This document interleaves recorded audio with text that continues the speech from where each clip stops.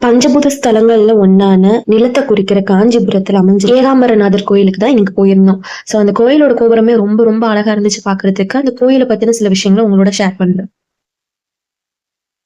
3500 வருஷம் பழமையான தல விருட்ச மரமா சொல்லப்படுற இந்த மாமரம் கோயில் அமைஞ்சிருக்காங்க. அதனால சில நேரம் உலகம் வந்து இருளடைஞ்சிருச்சு.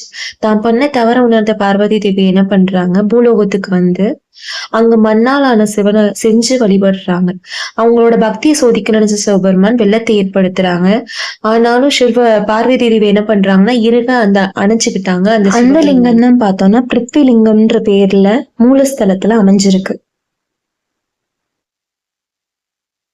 சிவபெருமான் மேல அந்த மண்ணால செஞ்ச சிவபெருமான் மேல பார்வதி தேவியோட வளையல் தடம் கூட பதிஞ்சிருக்கு. அது இன்னுமே அந்த மூலஸ்தலத்துல இருக்கிற அந்த சிவன் சிலையில நம்மளால பார்க்க முடியும். சோ கோயிலோட அப்பேரன்ஸ் எல்லாமே ரொம்ப ரொம்ப ரொம்ப நல்லா இருந்துச்சு. அந்த மாமரத்தையுமே எங்களால பார்க்க முடிஞ்சுச்சு. இங்க ஒரு விசேஷமும் இருக்கு. இங்க காய்க்கிற அந்த மாம்பழங்கள் எல்லாம் பார்த்தோம் அப்படின்னா 5 சுவை கொண்டிருக்கு அப்படின்ற மாதிரி சொல்றாங்க.